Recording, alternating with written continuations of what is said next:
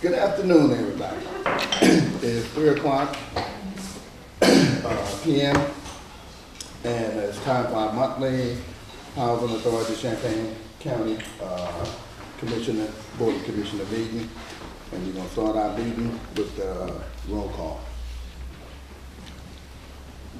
Chairman Lewis. Present. Vice Chair Rose. Here. Commissioner Ovechowski. Here. Commissioner Henry. Here. Commissioner Chenoweth. Present.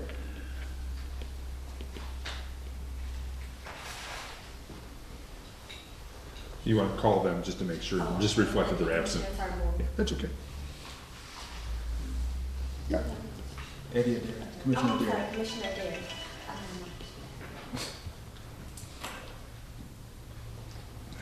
And have a quorum? Did you call in? Yes. Okay, yeah, we have a quorum. Next, we have approval of the minutes from March 28, 2019. Approval of agenda. I'm sorry. Need a motion for approval of the agenda. So moved. Second. Roll call. Chairman Lewis. Yes. Vice Chair Rose. Yes. Commissioner Ovechowski. Yes. Commissioner Henry. Yes. Commissioner Chenoweth. Yes. Next, we have public comments on agenda items only. Do we have any public comments? Not at all. In that case, I would like to entertain a motion for the approval of the March 28, 2019 minutes. I make a motion, we approve item 4, approval of the minutes, regular meeting minutes, March 28, 2019. Second. Roll call. Chairman Lewis. Yes. Vice Chair Rose. Yes. Commissioner Ovechowski. Commissioner Henry. Yes. Commissioner Chenoweth. Yes. Next on the agenda is a presentation from the University of Illinois.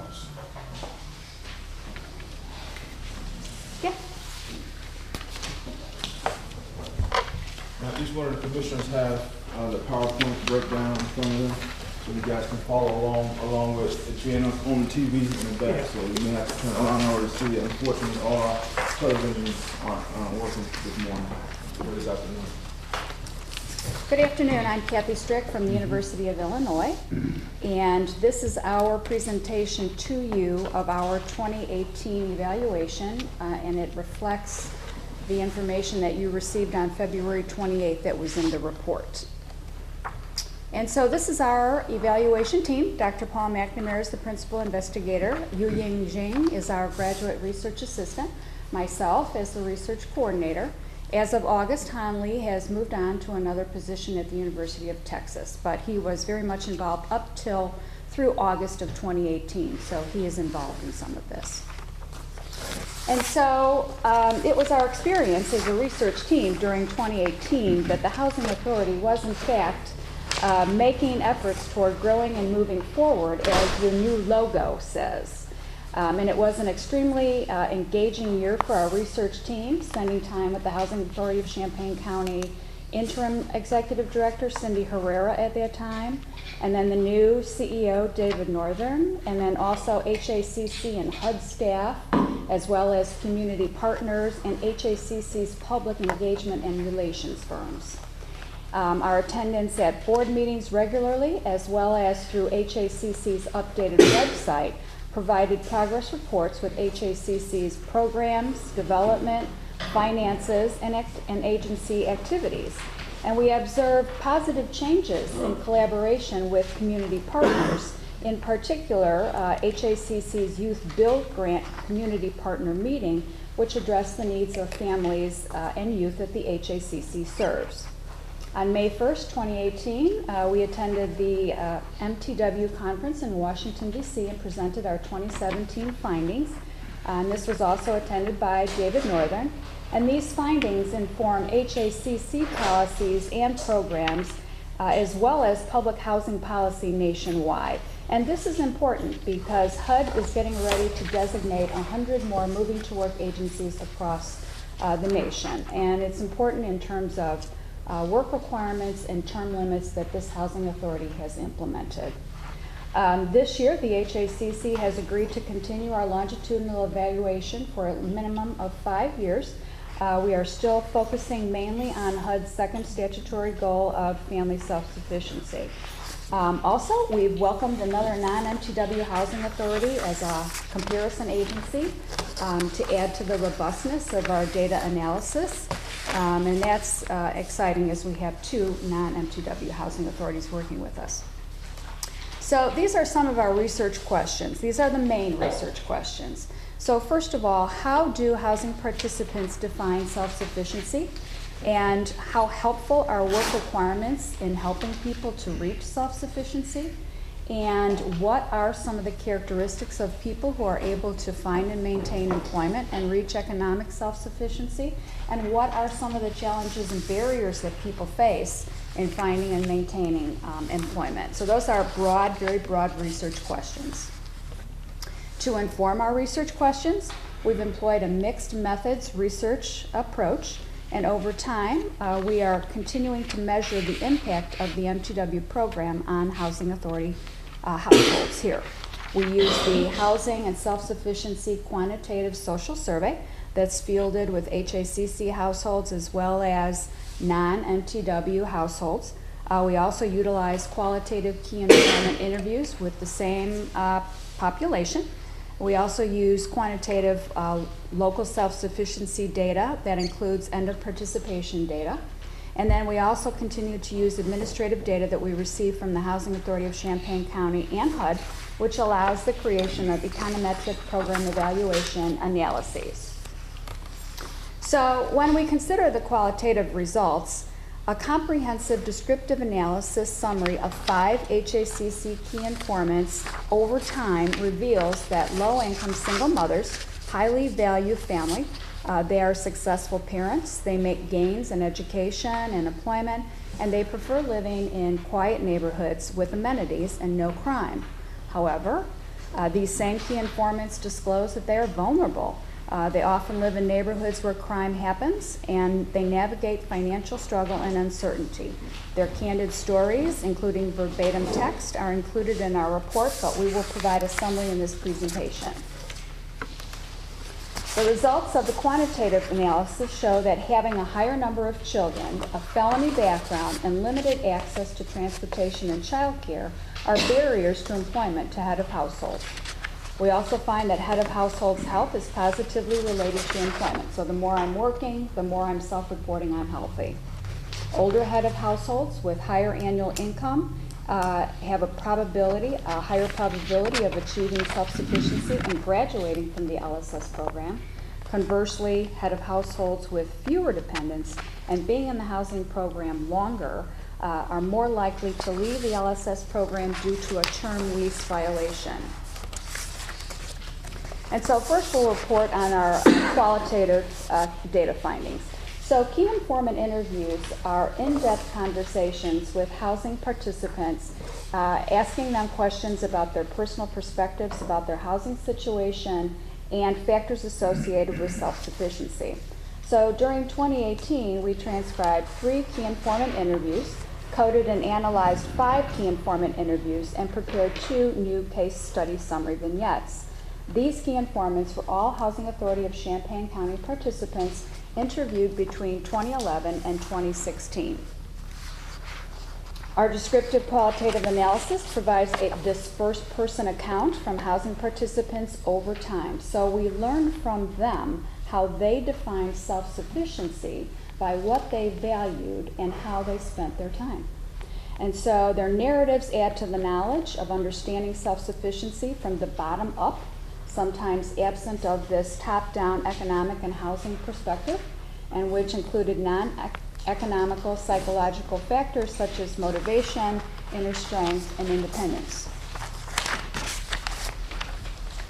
All of the key informants in this analysis are women, single mothers, and at our initial interview they ranged in age from 28 to 33. They racially identified as Black or African American or white. All women had some connection to the Champaign-Urbana community. Most were born and raised here, and they continued to live here because they wanted to be close to their family. Most had no history of living in subsidized housing, although one woman lived in subsidized housing for 4 years prior to the study, and 1 woman lived in subsidized housing as a child. Over time, women were stable in their housing, with only a couple women moving once over a 5 to 6 year period. Also, all women were able to assign some positive attribute to receiving housing assistance. When we look at housing satisfaction, initially women's level of satisfaction ranged from satisfied to very satisfied, but there was discourse about rowdiness from those who lived in apartment type versus family, single-family homes.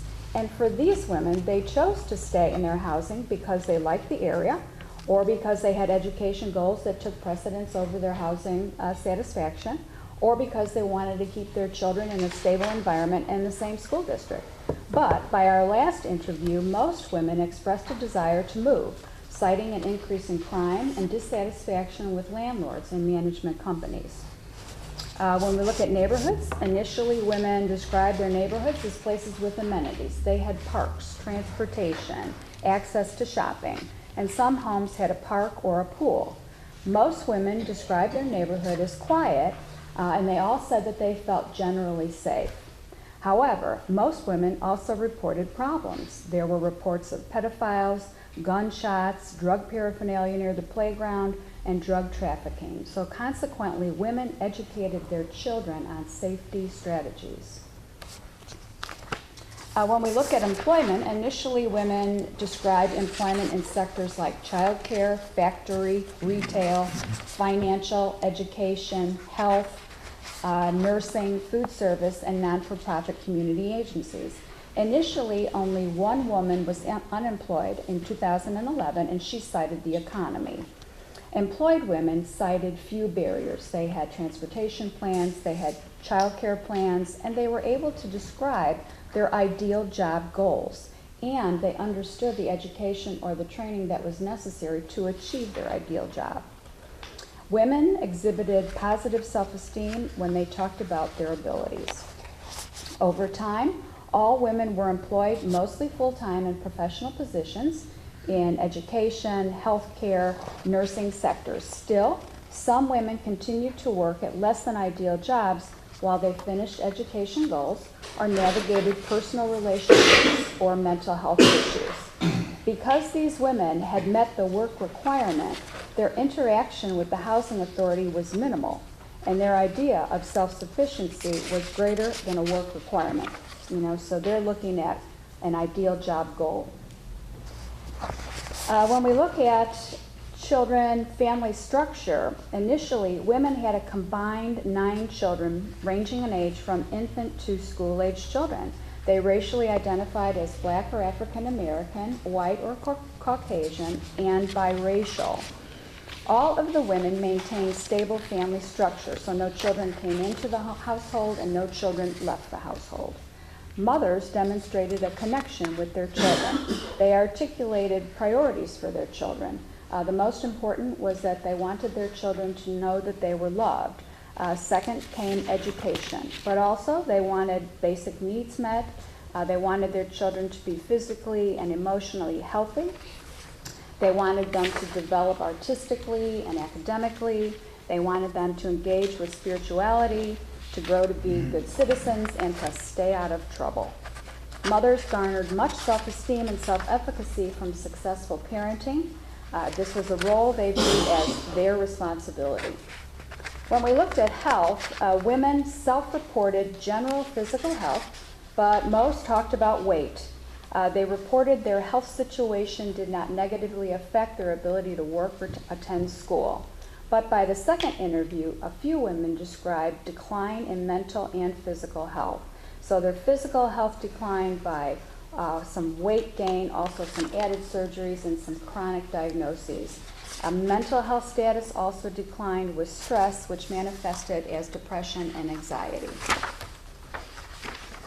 When we look at women's social support network, women identified friends, church members, and God as their social support network. And everyone was able to identify someone that provided them emotional support. These social networks also provided financial, child care, and transportation support. Over time, women describe increasing their social support networks to include coworkers, peers, friends of their children's, parents of their children's friends, and neighbors. And they described how their social support networks could be helpful and reciprocal. They also understood that these social networks could provide social capital to garner some social leverage in the greater community. So, for example, for a job referral. But when we look at women's finances, even with housing assistance, women reported some financial hardship. Initially, women reported struggling with power bills. Over time, women spoke more openly about their financial struggles and some of the strategies that they employed when they just didn't have enough money to get through the month. So they did things like, they said, I either ask for help or it's one of them things. Do I pay the rent or do I buy toilet paper? Or, do I go to a food bank? Or do I ask my parents for help? So these are some of the strategies that they used. Eventually, the financial situation improved for some women due to salary increases. However, for most, income did not rise to a level to alleviate all struggle. So most women described engagement with financial institutions, but they also carried debt, such as school, personal, or auto loans, and credit card debt. But they monitored their credit reports and they spoke optimistically about their goal to pay down their debt to increase their creditworthiness so that they could be eligible for home ownership. When we talk about self-sufficiency and success stories, in 2018, in December of 2018, the News Gazette approached Paul and asked Paul if he would nominate a Person of the Year. And so he chose to nominate our key informant, Brittany, that's her pseudo name, who you've been hearing about from us since 2011. And so we had our last key informant interview with her in 2016, so I'll just read you the ending comments to that interview. So I say to Brittany, you're getting to be pretty independent and your salary's increasing. You've got a full-time job, you've got an education. And she says, yep. So I say, I'd say you're a success story is what I would say. And she said, I don't know if most people. What did I say to my sister? Because I remember I had just had my child and I had just got accepted for housing assistance. And she was like, what are you going to do? And I was like, I looked at her, I said, well, now that I got housing, I'm going to go to school, And she was like, you're going to go to school? And I was like, yeah. I said, I'm going to go to school. I'm going to work part-time and I'm going to finish. And she just looked at me because my sister at the time, she had 4 kids. She had 4 kids. She was like, you think you're going to be able to do that with your child and do this? And I was like, yeah. So that was a good ending to a good success story. So I'll turn it over to Paul and he'll talk about some of the quantitative results. Great. Thank you. Good afternoon.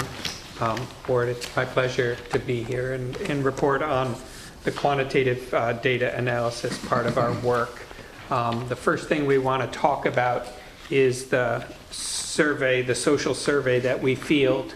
As you can see from this slide, the trend over time, we are getting more responses. We had a challenge a few years back with a low response rate, but we've worked with staff in HACC and also the comparison authority to improve that quite a bit. One thing we want the board to note, we've had a difficulty getting surveys responded from people at the project-based voucher units at Thornberry and Sycamore, and this remains a concern for us. We wanted the board to be aware of that. We are going to work with staff and work with those developments to try to improve this situation, but we wanted to point that out.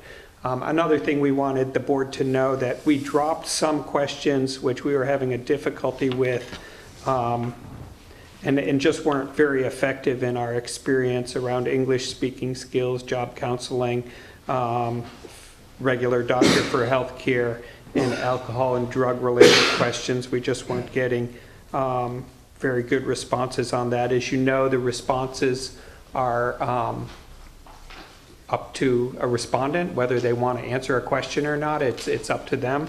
And so we've dropped those questions. We've added questions this year around the process for secure housing, housing satisfaction, and financial literacy. And we'll go into some of the data results that we have for this past year. As you can see from who's completed the survey, from HACC, we have 562 observations. In general, the demographics in terms of who's responding haven't changed much. The vast majority of respondents are female, 97.7%. The mean age has stayed around 36 years of age. In terms of race, 84.7% African American or Black, 7.6% white, and so on. You can see the statistics.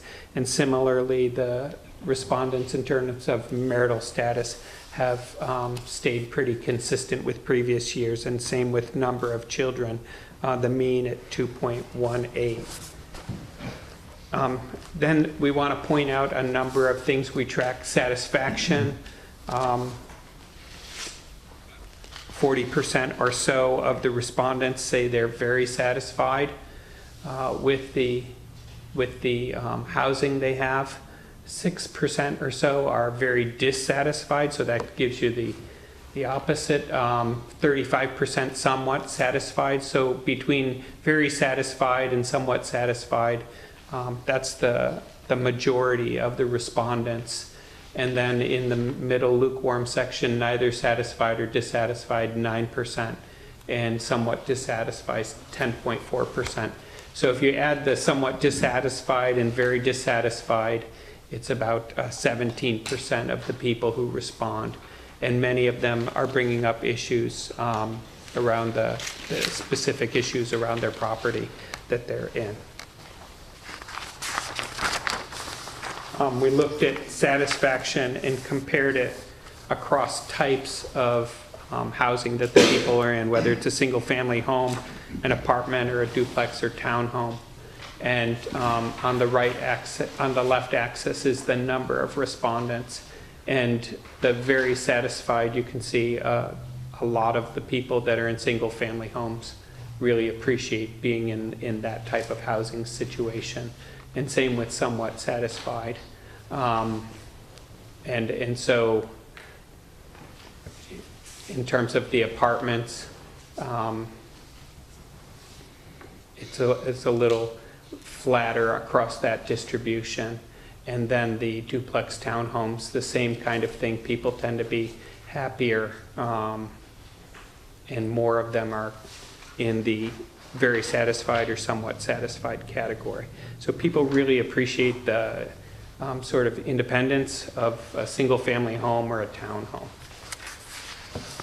And then one thing we wanted to highlight this year is we've been looking at financial literacy related variables, and one thing that jumps out in the data we wanted to bring to the board's attention is spending on utility expenses, because it goes along with the type of housing people are in. And this graph just shows the average monthly utility expense, and you can see single family home $277, duplex townhome $229, apartment $154. These are averages from the social survey, and just showing how there's a relationship between the type of housing people are in and the expense they're taking on in terms of utilities. And then that was an average. We wanted to show you the distribution because it's clear from our qualitative work and the survey work that a fraction of the program participants face challenges in financial management, and the utilities can be a part of that. Here's a graph that shows a distribution plot of the monthly utility expenses, and then on the left axis is the amount in dollars. So you can see at 0.5, so that's 50, that's the median, the 50th percentile, it's right around $200. But when you go up to 0.9, it's up at $400. And then above that, is a number of people in the survey that are reporting expenses in $500, a few above $600.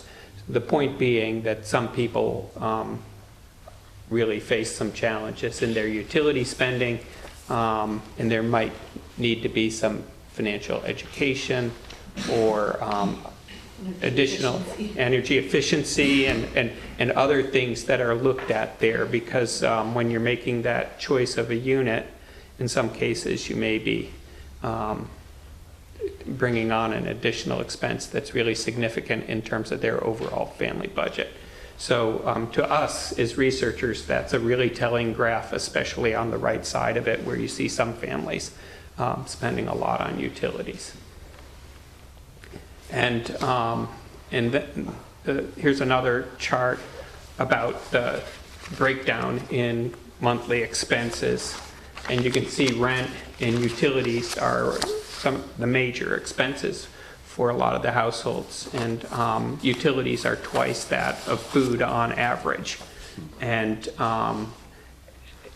so we just wanted to bring this out. I think there's probably some more work that needs to happen about understanding the utility history and communicating that to people when they're making the choice of a unit. Just working on that. And then debt is another concern. It's come up repeatedly in our key informant work, that some people carry a significant amount of debt, often from education. And so this chart shows the percentage of head of households that currently have debt by different employment statuses. And you can see it's across the board. People that were unemployed tend to have less, but employed full-time, 67% of them have some debt. Employed part-time, between 25 and 34, about half of them have some debt. Employed less than 25 hours a week, 60% of them have some debt. And then let's look at the distribution of that debt, because a small amount of debt may not be such a difficulty, but a large amount of debt can be really crippling for moving forward. And the main thing from a research point of view we're looking at is self-sufficiency, and obviously a large amount of debt is going to really make it challenging for someone to have self-sufficiency through this program. And so this chart shows for 4 different groups of people the distribution, the percentile. So if you take all the respondents and order them by lowest amount of debt to highest amount of debt for these 4 different groups: employed full-time, 122 in that category. Employed less than 25 hours a week, there were 23 in that category. Employed 25 to 34, there were 65 in that category. And unemployed, there were 26. So then we order them, and you can see, and the thing we just wanted to point out is on the left axis is the amount of debt, the stock of debt these head of households have. And for the employed full-time, above 80%, they're holding $40,000 and more of debt. And above 90%, it's above $50,000 and more. And a few, not a lot, but a few have more than $100,000 in debt. So this is in the financial literacy and financial management part. We wanted to bring that to the board's attention. This clearly isn't everybody. There are a lot of people with very little debt, but some of the people in the program, which emphasizes self-sufficiency, struggle with a significant block of debt. And so we wanted to bring that out. Then in terms of employment status, for the head of household, 47% these are in the moving to work age group, the 18 to 54 age group. You can see 47.6% are employed full-time. 131.6 or 176 of our respondents were employed part-time, 25 to 34 hours a week. So these are all meeting the employment requirements.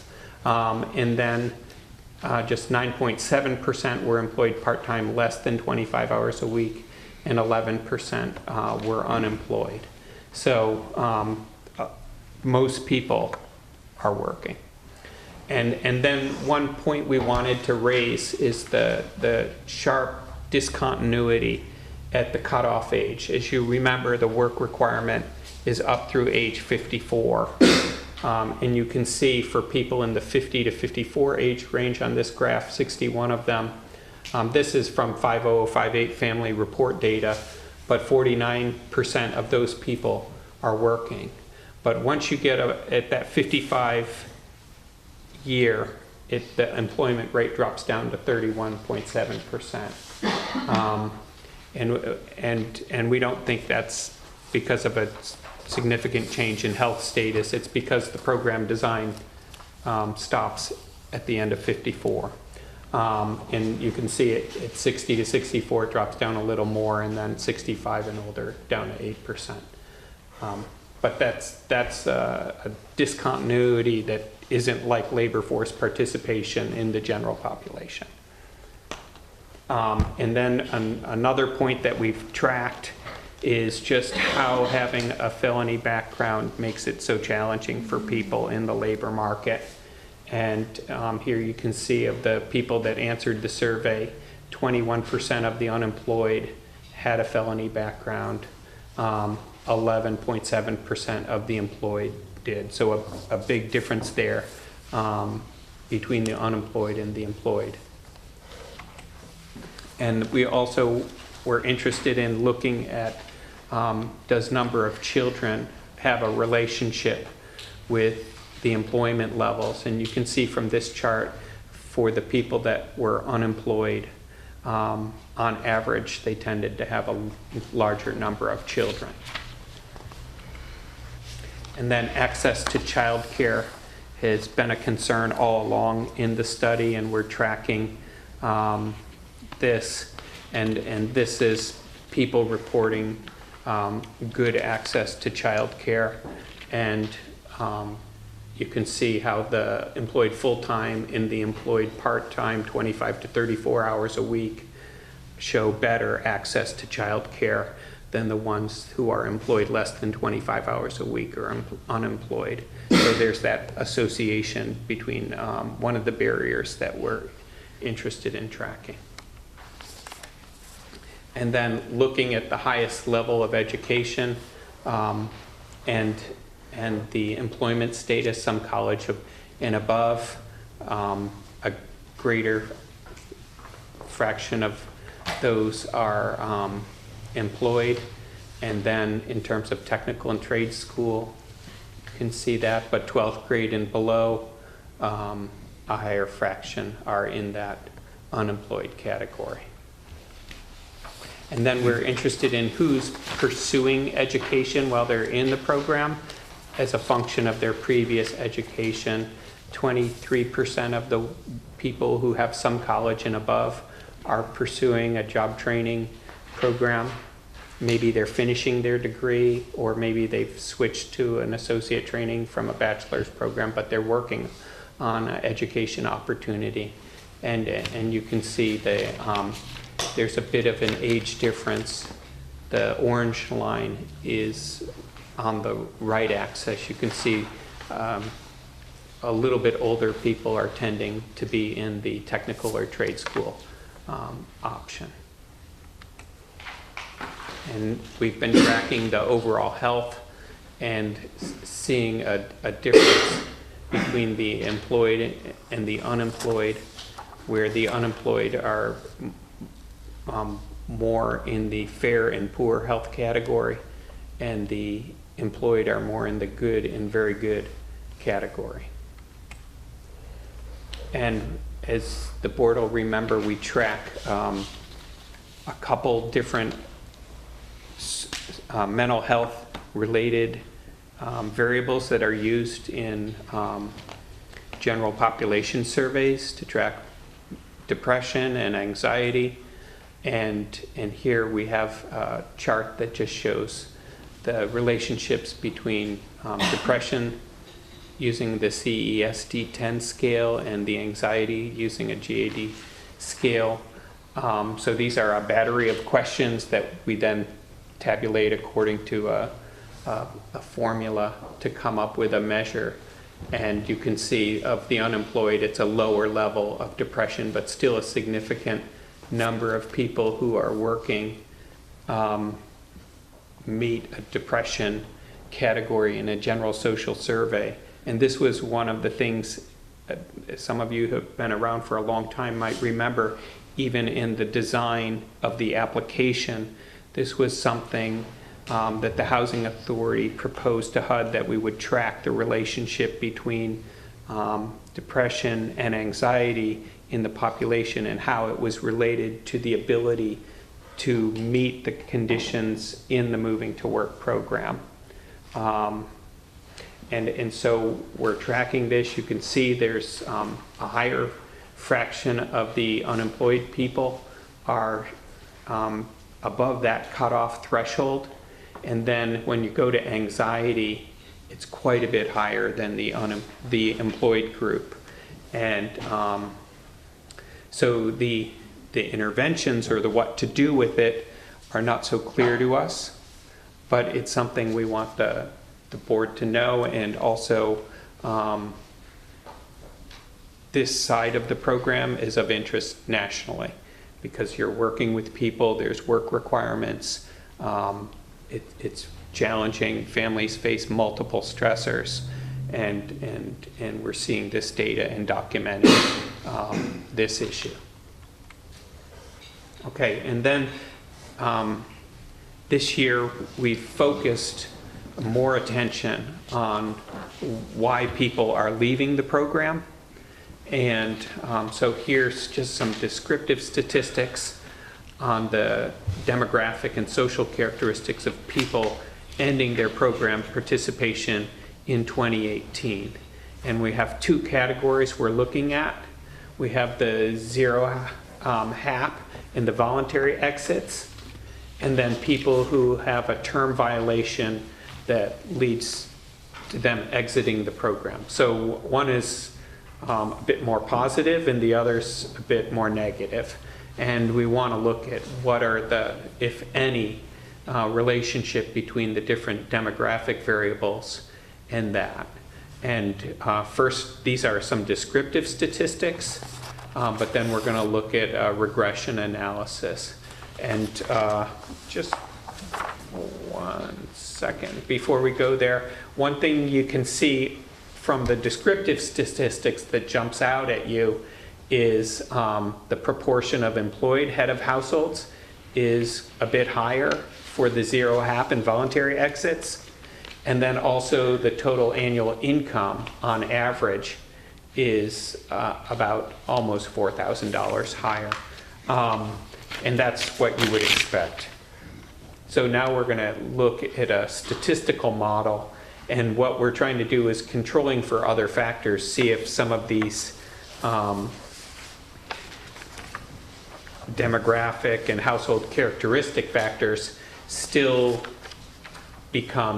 maintain their importance. And so on the left is a model that looks at 711 MTW self-sufficiency program participants for 2018, and then who exited the program. And we're trying to predict what were the factors related with people leaving the program for zero HAP or voluntary exit. And then the next category are what are the factors that were related with them leaving the program for term violation.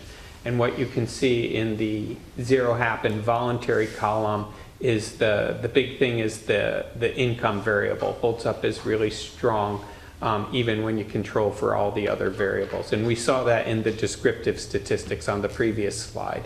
And so the 2 stars mean it's significant at the 5% level. And then when we look at the next column, the term violation column, those are the variables that predict whether somebody is likely to leave the program because of a term violation. And if you have more dependents, you're less likely to leave the program because of that.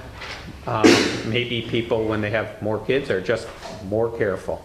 And then the years of being in the housing program, also the more years tended to increase the likelihood.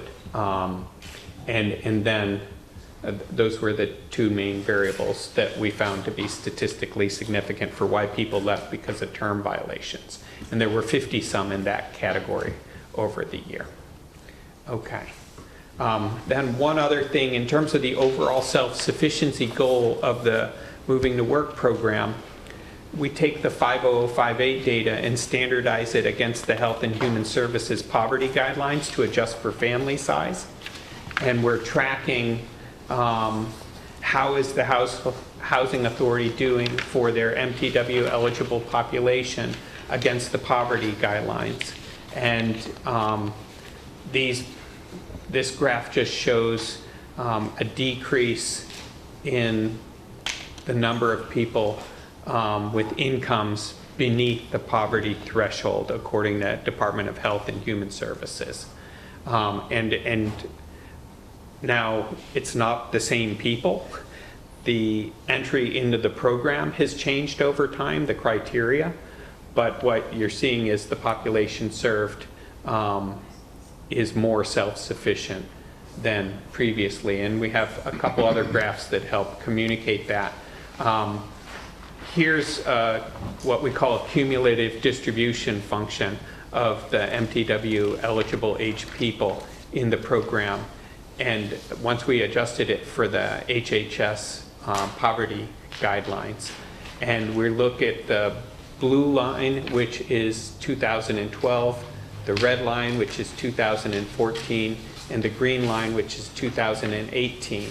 And what that movement is showing is that over time, a lot of it we think due to the work requirements, the incomes are going up, and you're seeing the distribution shift to the right. And one way to think about it is the number 1 on that graph is where people, according to Health and Human Services, are either above the poverty threshold or beneath the poverty threshold. And you can see in 2012, 80%, looking at the left axis, were beneath it. But in 2018, 60% are beneath it. So the program has tended to shift the population to the right. This is a good thing. This is what the program was designed to do. To the extent it's working, this is how it's working. And that's through the work requirement, but also I think we need to keep in the back of our minds that the entry into the program has changed over time. The kind of people who are coming in are different than the kind of people 15 years ago who were coming in. And then we like to benchmark and compare. So this is against another downstate public housing authority, and the Champaign is the solid lines. Housing Authority of Champaign County is the solid blue, red, and green, and the dashed lines are another downstate authority. And you can just see that they've moved a little bit to the right, but not the same way at all. And we think that that's mostly the difference, mostly due just to the program design, the sort of intensity of pursuing employment that the participants in the HACC program have compared to not having that same structure in the other authority. And then we wanted to look at, for the people who left the program, where were they against the poverty guidelines? And you can see the people who left because of zero housing assistance payment, most of them are above the poverty guideline with a household income at 1.6, the poverty guideline. And then the voluntary 1.1, and then the term violation on average 0.9. And the great proportion of the people with term violations about 2/3 of them were beneath the poverty guidelines. So a real difference there between people who are leaving for less favorable reasons. Okay, a couple recommendations come out of it. Our work, a continued need to keep on working with the housing program participants about the local self-sufficiency program. I think the data we shared about utilities probably call for some kind of education or work. We're not exactly sure what, but when a household is above 300 a month on utilities, it becoming a real burden for them. And we think more work should be done on this financial education. If households received some coaching or financial education, some other MTW agencies focus quite a bit on that, and there's been some evidence of good results. And there's a question of whether that should be a program element here. Another issue is how to get better information about housing options, and possibly a landlord fair or other ways to share information more broadly about housing options, including the full costs of a unit. Another question that we think is raised by the really steep drop-off in employment between 50 to 54 and 55 to 60 is whether that's really the housing authority's intention, and is that the best way forward? It may be, but it's a marked change in behavior once that cutoff is met. And then continue to work communicating both to the board and the community partners about the emphases of the MTW program, the main goals of it, self-sufficiency, efficiencies, and so on of the program. And on that last point, it's hard here to appreciate the debate going on nationally in Washington that this housing authority and 38 others or whatever are a part of.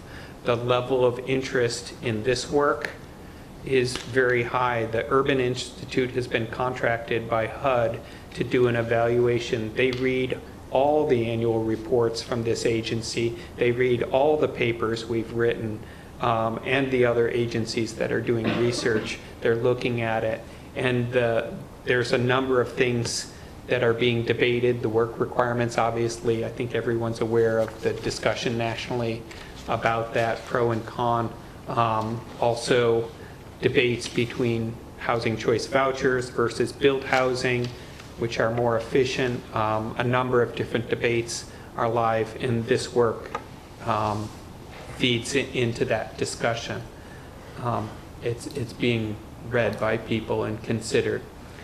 So to wrap up, our qualitative work has shown just the key role of being a parent as an advocate for their children, that role for how people see themselves, participants in the program, the importance of social support networks, and this holds up with other research from other MTW agencies, including from San Bernardino in California, and how education is valued by the program participants. We see a lot of evidence that people are working really hard to finish degrees, to get an associate's degree, and so on. And then we've heard from people in the key informant interviews about the challenges around the really fragile financial situation people are in, and also concerns about crime in their neighborhoods. And then the quantitative analyses, we show, I've already discussed this discontinuity and the sharp discontinuity between the 50 and 54 age group and the 55 to 60 age group. And it's not primarily related to health status, it's primarily related to program requirements. We've pointed out the magnitude of the financial burden of utilities and debt for some of the program participants, and the age and income growth paramount to a successful employment path with higher hourly earnings. And on that, I think one of the things from the exit data we see is, and we need to track this more, is many of the people are meeting the program requirements, but are they really going to be self-sufficient? Is an income of 1.6 times the poverty threshold, is that really self-sufficiency? And I think that we need to track. I'm concerned it's not that high enough above the poverty threshold. And some of the most successful stories are well above that level in terms of their earnings. How to help more people get into that higher category. And so with HACC's continuing engagement with community partners, special programs, we're looking forward to tracking these lessons and seeing the impact of the MTW demonstration here in the county. Thank you. The only thing I see in that program is that you guys are, not you guys, I say that, the program doesn't have a saving program for those people that's not reaching that level. Because you said the level of income. They don't have a saving program in there installed because if something happens, they don't have nothing to fall back on. And then they'll be out there in the cold again. So I see that it needs to be, I don't know if you guys, if you can implement a saving program for them or is how that works. I don't know if that works with MTW because before I discussed that and somebody said that they didn't have that installed in that. So what I say is that if they're not reaching the level they need to be at, to me, I feel it's a danger.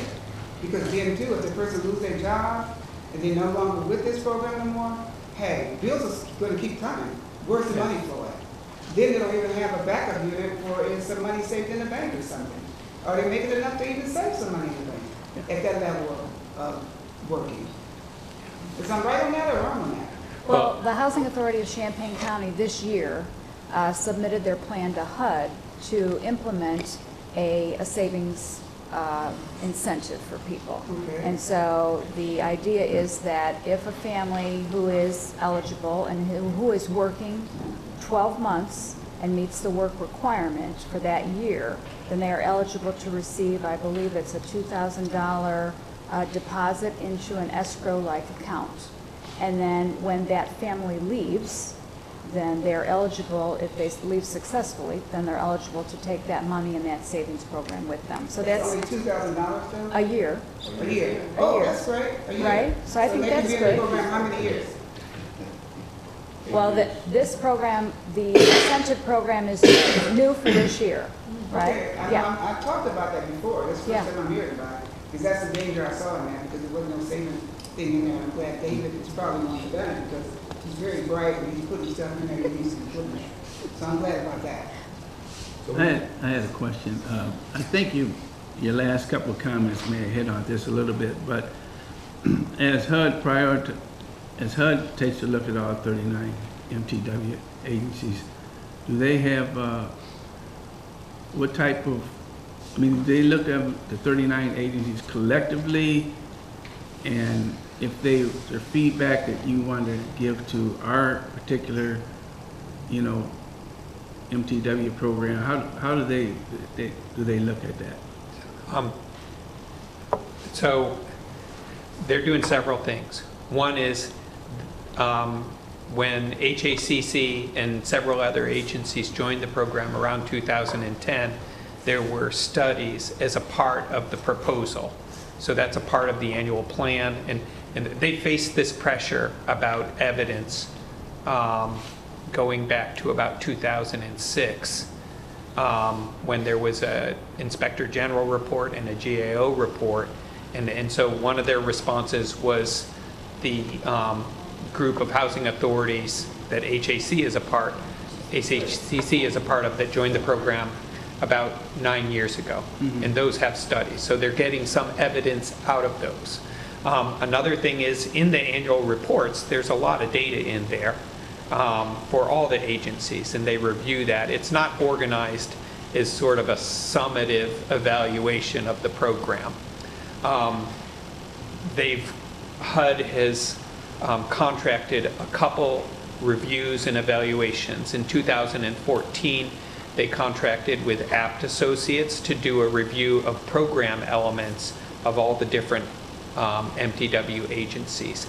And then about 2 years ago, they contracted with the Urban Institute, a think tank in Washington, to do an evaluation of the MTW agencies that are out there. It's really challenging because each of the MTW agencies has a different program. And so you just can't put them all together and then compare them with 5 housing authorities that are not in MTW. It poses a real evaluation challenge, but you can see some trends, and we've discussed some. And they're reading the reports and the data they get. But you quickly get into debates amongst economists and program evaluation people and House staff about the quality of the different evidence and all of that. And so with the 100 new agencies that will be participating in MTW going forward, they're rolling them into essentially a large social experiment to test different program elements. And some of the agencies are going to actually be comparison agencies that are controls, and some will be implementing MTW program elements, and they can study those very carefully with that design. But they're looking, I know they're reading our reports and stuff because they put some of them up on the Urban Institute website, and their staff have read these, and these are part of the background of their evaluation they're doing. Okay, I don't want to be redundant, but I'll be real quick. I know that ours got approved and everything. So how do you think they use any of the work from our moving forward? Yeah, yeah, they're aware of it and they read it and use it. But it's also part of a big political debate. And so it's not just one person that can say, oh, great, it's working, and we'll switch it over. No, it's gets beat up in the House and the Senate and in HUD and all that. But we are a model agency at this Yeah. time. Thank you. But if I can just add a couple of things. One, based on our program initiatives, a client that stayed alone the whole 8 years, starting now, can have close to $16,000 in their savings if they comply. And then related to how the housing authorities, or how our housing authorities looked at in the nation, as Dr. McNamara said, that HUD is bringing out another number of agencies as test subjects, and we've been working with the Department of Housing and Urban Development and their various groups that they contracted to study. We meet with them constantly. They take our data, our information, ask us what works, what doesn't work, and then that's how they're framing the new models of agencies coming out. Just recently, I was selected to record for HUD on a video about some of our programs. So they asked some tailored questions about our program, some of our successes, some things that we may want to say to other housing authorities as they utilize the new allotment from Congress that come out of the new housing authority. So they're really working hard to try to utilize the information that we're providing, and they really respect us. They respect all the agencies, but having a research component really helps our organization in terms of being in the forefront and getting our information out, and HUD is utilizing that information. I was just going to say, I'm assuming because they're expanding it by 100 agencies, that they see relevance in the Moving to Work program. Otherwise, they wouldn't commit to expanding it by 100 agencies. That's just from my perspective on how HUD operates. Yeah, but I think politically it's a more complicated situation. I'm not going to weigh in too much. Okay. But MTW program gives local communities a lot of autonomy. Mm-hmm. And so there's a political market for that idea. Mm-hmm. And then there's some concerns on the other side of whether that's the right amount of autonomy. I think you can appreciate both sides of that. I had one question, or maybe it's two. The utility expense numbers and the debt numbers, where do they come from? From our social survey, these From are your self-reports. Self-reported Yeah. numbers, okay. And so we think they're very useful. There can be some noise in those data. Yeah, the utility numbers seem extremely high to me. They are. But when we did some checking with people doing financial education in the community, and they weren't so surprised. Good, okay. But it's tied to this, it's tied to the type of house. Sure. Again, see, everybody wants to live in a single-family home, but they don't realize how expensive it is, you know, to maintain those. And then the other side of that is, you know, how fair is the landlord in that situation? That's why we would advocate to get landlords more involved, to be more transparent in the properties that they're offering people, and have the people be able to come and meet the landlord, see what they're offering, see what the terms of the lease are, and have some discussions. Can I afford this in my budget, you know, type thing. Do residents get a utility allowance? Yes, in some cases they do. Okay. Question, that has to do with Thornberry and Sycamore, there was zero response.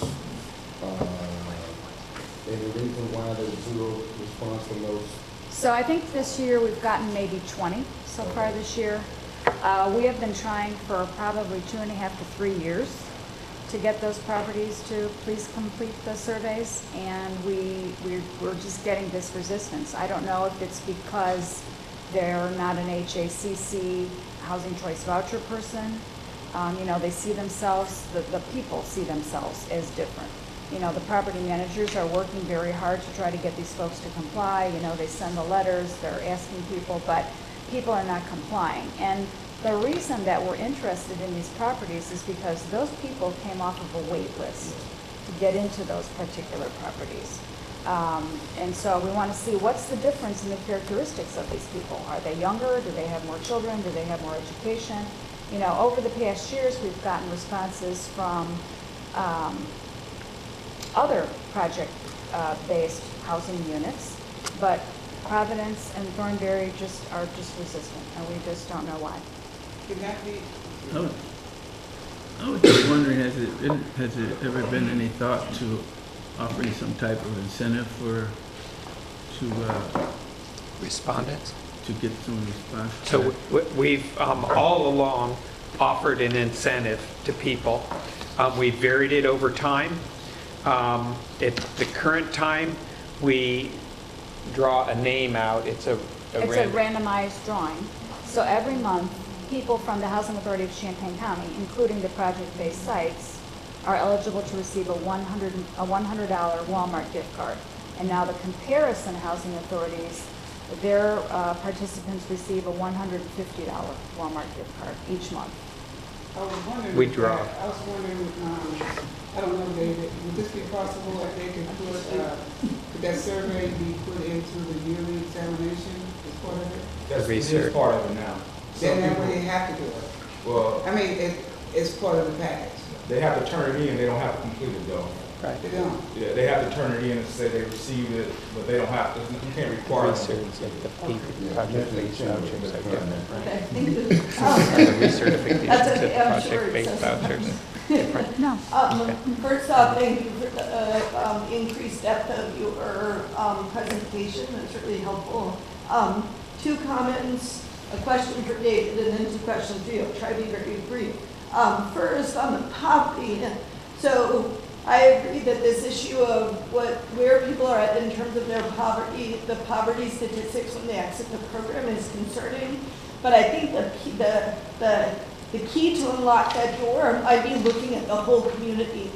So we're a poor community where income is capped in our community because of the market that we live in. And so I think if you overlay these poverty statistics on top of the community, you'll see that basically folks who have never needed, so to speak, a housing voucher are also feeling the same kind of caps. There's a ceiling for a lot of folks, and in particular, the demographics is Black women, single head of household, and there are significant caps to employment. There is a ceiling that is based on discrimination as well as based on the large service sector. We have a professional sector and we have a service sector.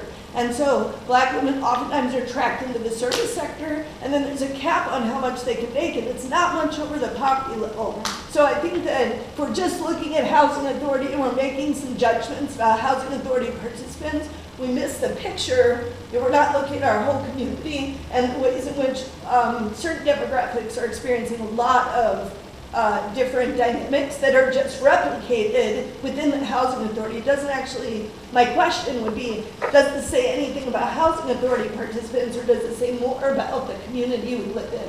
So I think it's worth comparing that, like you can look at this in comparison to the community as a whole. So the second is, in my office, I regularly see folks in apartments with utility bills higher than my house, which is a 6-bedroom apartment, a 100-year-old Victorian house with 6 bedrooms. And I'm always like, what is going on that people's utility bills are so high? And I think it's worth, as we continue to partner with the city on home and CDBG funds, and we look at how can we actually help people do energy efficiency in their homes, partly because it's a lot of baseboard heating, it's electric heating, so you might even want to ask, what kind of heating do you have? Because it's almost always heating and cooling is the big piece, so you can kind of exclude the other pieces and look at, is it baseboard heating, and what are the windows? What do the windows look like? And actually really looking at partnering with CDAC, the energy efficiency, they do assessments on campus.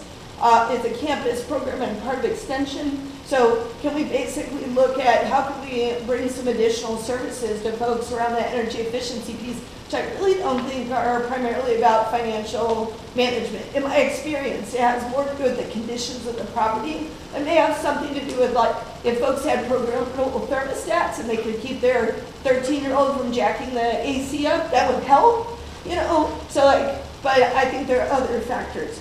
So just in terms of questions, one, Providence and Thornbury, are the requirements for tenants to get into those properties greater than other properties? Because we see higher vacancies in those than the other properties, and I'm wondering if the qualifications are set at a higher standard. They have their own tenant selection plan. Mm-hmm. But is it a higher standard tenant selection plan, Well, it may be, a tax credit program, so we don't manage that, that's self-managed. So their tenant selection program may be a little different from ours. Right now, we don't have any family units that we own and operate. All we have is either disabled or elderly units that we have in our inventory in terms of our RAD. And so the individuals going into those family units may have a lot of evictions, criminal backgrounds, and things like that. And then also our work requirement. And so if you go into one of the project-based voucher units, we had a work requirement that required an individual to work for 6 months, 25 hours a week. We went away with that. So now we're able to get more people in the unit and then start working with them to come up to that work requirement that they have. So before, a lot of the individuals was being denied because they didn't work for 6 months, 25 hours a week. We went away with that with this approval with our new MTW plan. So we're allowing individuals to get on the program, and then we can work with them through our LSS program to get them up to speed, whether it's education or work requirements. Okay. And so 2 questions for you all. And I guess they're questions and observations. The 2 most interesting slides to me that I would want to dig in further and look at recommendations. One is around the characteristics of the HOH ending participation, and I had originally requested that. It would be helpful, so this is super helpful, and it appears, if I'm seeing it correctly, that the average year in the program is almost equivalent for those with the 0 half voluntary as compared to the term violation, right? It's 7.5 years. And the term of the program, it's 8 years, right? Yeah, but So it's not binding yet on those folks. What's that? That term comes in a few years. I think the first 2024. Yeah. Yeah, the years in the housing program means Right. that the people who left for term violations are their average stay in the housing program is 7.47. So it's not like folks are coming in and failing quickly. Right. I would have expected that there's some folks where this is not a good fit, and there's other folks where it's a good fit, and that seems to indicate that, no, there's something else going on. I would love to see the categories of violation. So like, some folks are gonna be income violation. They couldn't make it, right, on the income, and others might be that they have somebody living with them who's not on the lease. So if there was a way to break that down, then we could get the sense, is it income challenges? Is it non-compliance with, is it people moving back into the house or family members who didn't get on? Is it, what is the reasoning? I feel like there's still like a question mark there.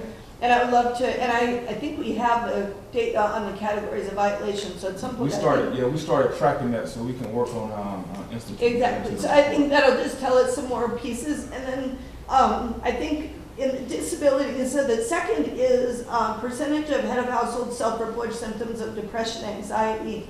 So I think this piece is interesting because it's a chicken or egg. Is it depression, anxiety that causes the unemployment issue, or is it unemployment that causes the depression or anxiety?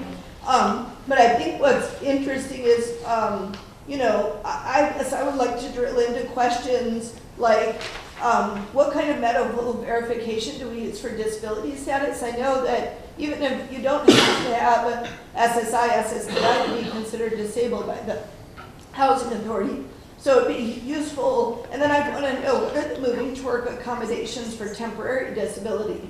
So like, if somebody is struggling with depression and they're working with a psychiatrist and they're trying to get medical balance, which oftentimes takes about a year to get med balance on depression or anxiety, are they basically, and they're not functional in terms of a work environment, they can't put in the 25 hours a week, what's our accommodation? Are we working with them if we have medical verification of disability? And if so, do we need to educate people more that if they're struggling with depression or anxiety, it's important for them to see a doctor, get medical verification, get that temporary piece. So I guess it'd be helpful for me to know how many folks are maybe exiting the program because they're actually disabled or have a temporary disability, versus folks who are exiting the program because of non-compliance. Like, there's a difference between I can't comply and I won't comply. You know what I'm saying? And I guess between these two slides, I really can't see yet, like, the can't comply versus the won't comply, and I think it's worth drilling into that disability piece. I mean, we have a kind of a mental health crisis as a society right now, and it affects a lot of folks. And I know for our work program, community work program, a big piece is determining whether people can actually work. And a lot of folks are like, of course I can work. Yes, I can work. It's very stigmatizing not to work. And yet, when we're trying to work with them to get employment, there's some really significant mental health issues that they're struggling with that are kind of undiagnosed. So I guess I'd like to see us kind of tease that out and be a better support system if we can be in those situations. Well, if we have clients, we do provide medical waivers for a number of situations. We provide waivers, and our LSS staff, that's what their job is. When we find out a participant is not compliant, they start working with that participant. They're referred there, they start working with them to figure out what's the reason. If it's medical, they push them in that direction.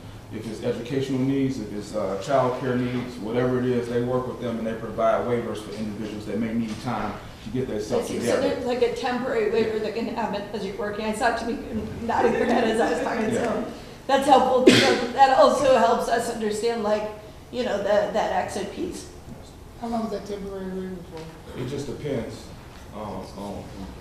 it's individual. You gotta look at each individual situation. I have a question too, just kind of related to the mental health care, but just medical care in general. Do you guys look at if people have access to medical care sort of as one of the factors that sort of affects whether or not they're... Yes. Okay. That's a question on the survey. Okay. And then they tell us where their medical coverage is coming from, whether it's an employer or a spouse or Medicaid or some other. And the majority, well, all of our key informants in these analysis, everyone had medical care. And that's one of the reasons we're really combining our efforts with the hospitals to work together. We know it's a direct correlation from being self-sufficient and healthy at the same time related to housing. So also with the people being that, you said like depression and different stuff, like a lot of people are under that ISF was they get that for depression, but a lot of people, they're gonna cut that down because a lot of people have not told the truth and they really don't have no depression and they're getting checked. So when we bring these people in and give them these benefits, and how do we know when they're cut off? Because some of these people have not been telling the truth and they're getting these checks and there ain't nothing wrong with them. So how are we gonna do that? If they didn't get a waiver, they get to keep it? Or do we verify that they still are under that? Well, we have a verification process. I can't probably go into detail right now about it because each one's situation is different. But we do require certain verifications for any waivers or any special situations that may come about that the tenants may ask for help in. Linda, my background with disability, you look at the ongoing relationship that they have with their physician, and you look for the consistency and inconsistency, and that's how you determine whether they're fraud or not. But we've spent enough time on this, and we'd like to. I was waiting, I just had two quick things. One, with regard to the recommendations, maybe, are there any thoughts in terms of recommendations related to the depression and anxiety? And then as part of that, do you think that the financial training or the financial education may assist with that? Because it might make folks feel a little bit more comfortable. That might be one of the reasons for the anxiety and depression is the financial aspect of things. So the waiver process, we don't have any evidence that there's a problem with the waiver process that's in place right now. We do need to probably look at it a little more, and just, there's a lot of interest of other MTW agencies like comparing notes with each other, because obviously when you have work requirements and things like this, then waivers always come up. So that's one issue. How much financial education might give you, I just don't know enough about the evidence around there, whether you could expect that a financial education, and Danielle's already pointed out that that like on utilities, you might want to look at some other avenues, and we would agree that, but we're seeing, the thing we wanted to point out there was just the magnitude of some of the expenses people are. And I wasn't getting into the waiver aspect of the depression. I had noted in there, you said that this is something we should look at. I didn't know if you had any recommendations to somehow to address the folks that are saying, I feel anxiety or I feel depressed. Yeah, not from a disability perspective. One of the things, if you have a really good memory and you've been around here for a long time, you might remember in around 2013 and 2014, we presented some evidence that's causal about the work requirements increasing stress for people. And it's not really unexpected, but it's a real thing and it's measurable and you can see it in the data. And it would be interesting to go back and look now and see if then people have gotten used to that and if worked through or not. Thank you. Good, thank you.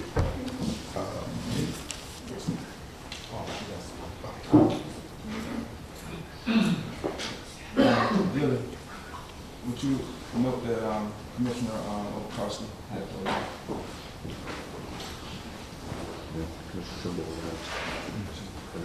oh, and then Commissioner Turnbull. New business.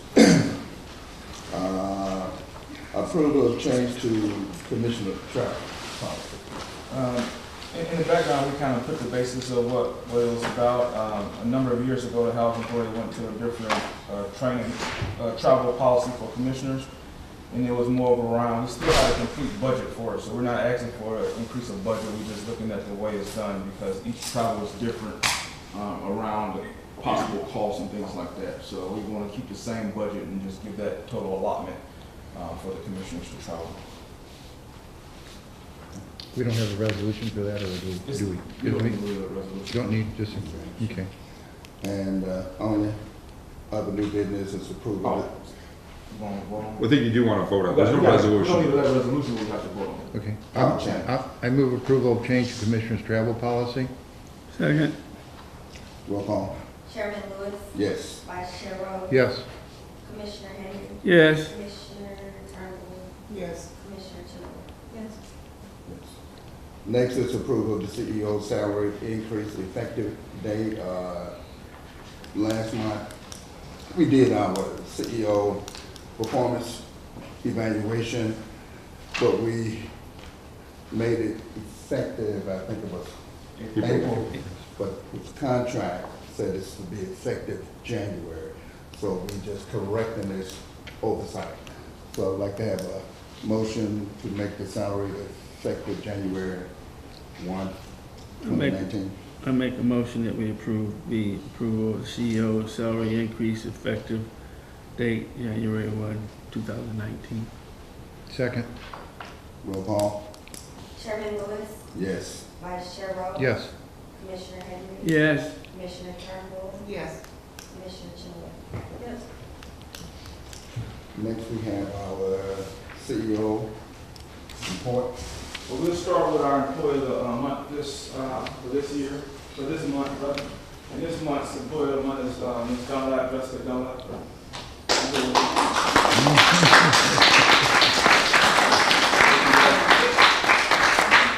Jessica is one of our assistant property managers. She's managers over at Washington Place, and she does a really good job there.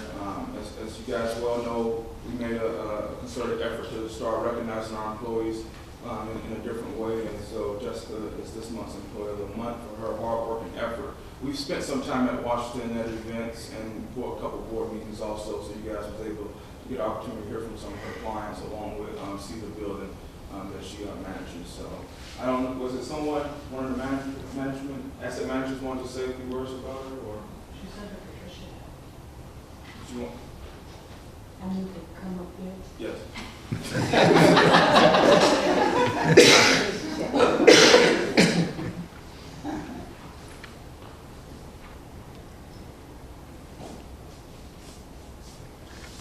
Jessica is a hardworking person who really cares about her residents.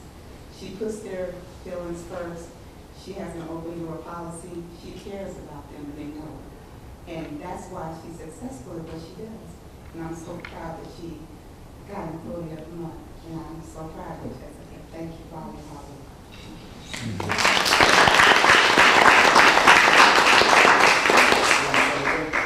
You don't want to say but for getting employee of the month, you get a very nice trophy. You get a certificate along with a gift card that's $25. $25 gift card that's not here, but it'll be here soon. Along with a very attractive employee of the month t-shirt. And you also, as a part of the selection process, to be the possible employee of the year. So again, congratulations and continue the good work. Thank you.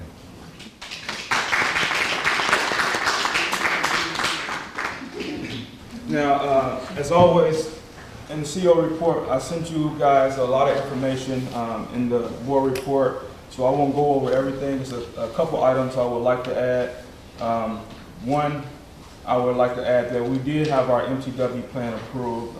We had an opportunity to meet with the MTW director and our staff to go over our plan, and they provided us the letter in our hands. So that was a great opportunity. But at this time, I'm going to give Tiffany a couple minutes just to go over some of the small changes that we have with that plan. The board approved that plan a number of months ago, back in October or November, I believe. So it's been some time since that. So I wanted to do a couple highlights of the plan updates. Okay. As Mr. Northern said, the MTW plan was officially approved. And so just to jog your memory a little bit about some of what those changes were, we have right sizing of the vouchers. And so what that means is if a household has someone move in or out, and that would cause their unit, them not to be eligible for that size unit, that would cause the client a hardship of having to move. And so in right sizing, so our policy change is that we would then allow a person to reside in a unit that is one size too large for them, provided that it doesn't, that the rent is not more than what the payment standard is. At their recertification, they will continue to be allowed to live in that unit, and upon them requesting to move, then they would then be put back in the voucher size that they're eligible for. We complete triennial recertifications And so now all households 65 and older who are disabled will be able to recertify on a triennial basis. There was an exception previously for 65 households 65 and older who had income, and so now they will do recertification. However, if there's any type of change in their income per policy, then we will complete a rent adjustment for them. In regards to our mandatory LSS program, we've changed our requirements for a new admission. So it seems like it's been a big issue as far as having eligible participants come on the program. It's been a major stumbling block for the LSS program. And so now we will allow families new admission and port into the housing authority, and they will have an opportunity to have 6 months to become compliant with the employment requirement, as opposed to being pulled from the waiting list, having to have that requirement already completed. You all mentioned a little bit earlier about the financial incentive, and so when there's a family who has complied with the working requirements for a full 12 months, they will be eligible for the $2,000 annual credit. Rent changes will now only be conducted when family members have a change of income of $300 or more a month. Sometimes I talk too fast. Is that also changes downward, not just Yes, changes yes, up upward? and down. Okay. Or am I correct? Yes. Oh. Also with our emergency family shelter program, families that reside in the shelter units may transfer to transitional housing, and they can subsequently receive a tenant-based voucher.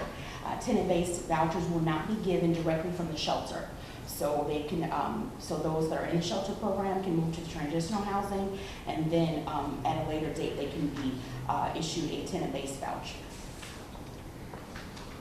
Was that an original moving toward plan we approved, or is that a change since we submitted it? That's a change. That's what I thought. Mm-hmm.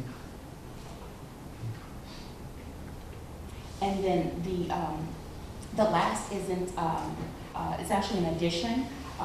You all previously approved the reentry program. And so where we have 14 single-family homes that we're going to dedicate to that reentry program, half will be responsible for property maintenance, and the two non-for-profits that we'll work with, First Followers and When?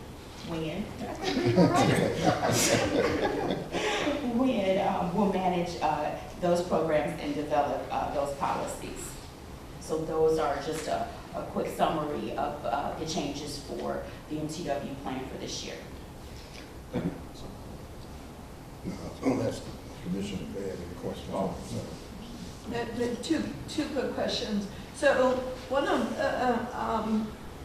of the things that was in the Moving to Work program that we approved, but I raised concerns about, was changing from a number of hours required per week to a dollar amount, where the dollar amount actually has to go up each year or you're non-compliant. Was that a change that remains in the plan, or was that removed? No, it's not removed, it's still in there. Okay. And I think one of the things that we said we'd talk about when it came back to us, and I guess I just want to put it on the table, is I want us to look at that requirement very carefully, because the dollar figures per year that people have to increase do not match, in my opinion, what the market bears in the community. So I just don't want to set people up for failure. So I'd like us to really, like what Cindy's response to my concern at the time was, is like, hey, these are just like numbers in the air. Don't worry about it. We're going to come back to it. I want to make sure we come back to it, right? And look at the numbers and really see, like, does this bear, it's a big change to go from you have to work at least 25 hours a week to, even if your employer is not giving you a raise, even if you've been looking for other jobs and you've hit that like $12 an hour mark, you're about to lose your housing even though you've stayed employed the whole time. You're supposed to be at like some dollar figure. I just feel like we have to be really careful about what we're expecting of people. So I'd like to see us come back to that as a housing authority board. And then the second is with the emergency family shelter. My concern with that change is that, David, you hear this too, so So my concern with the change in the emergency family shelter is that the transitional housing units are sometimes full. So like someone can't move necessarily from, it's not like a given that just if you're emergency family shelter, you move into transitional, because transitional is a much longer time frame, so people can't necessarily move in. So I would like to understand, and I asked you at our last conversation, like how many people have received vouchers through the emergency family shelter program, and I'd like to see what the impact is on the success of this program. If we're no longer able to access vouchers, you can only access it through the transitional housing, because it means that the pool of people eligible for that is much smaller, since we don't, not everyone can go from emergency family shelter to transitional.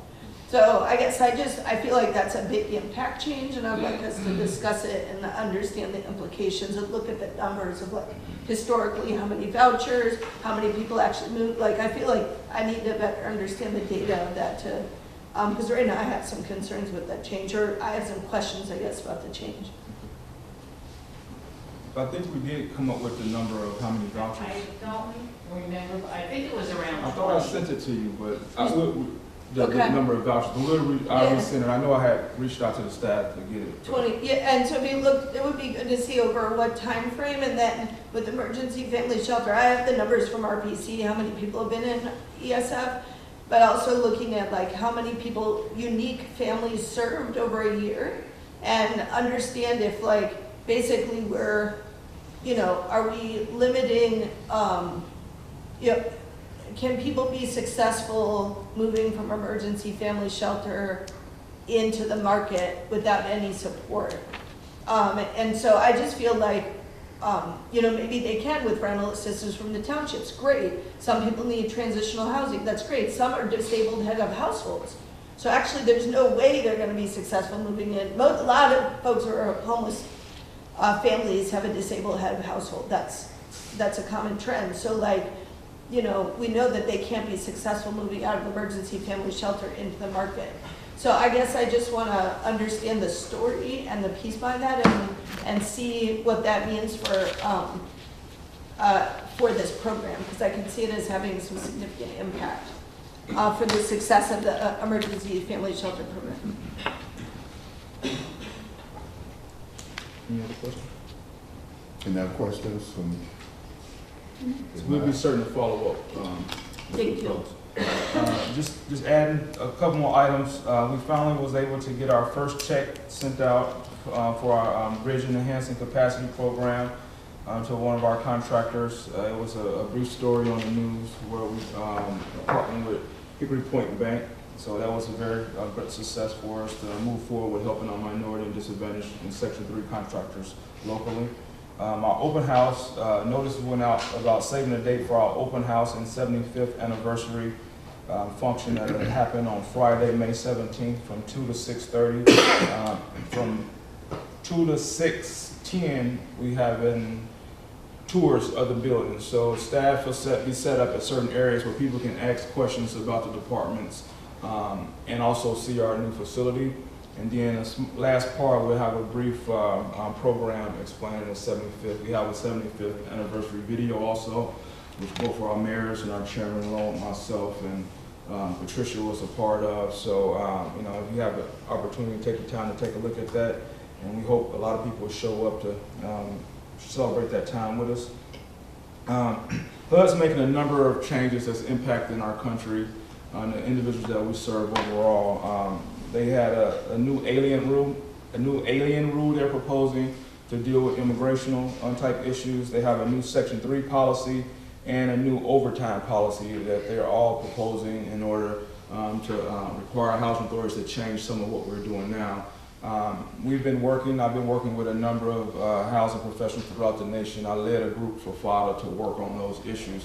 And if I know a couple of our commissioners are very engaged with that, so if you have any particular comments around those policies, I'd love to include them into the comments, because what we do is we work as a group and we provide comments to HUD so they can understand how those policies affect us at the ground level where the road meets the road at.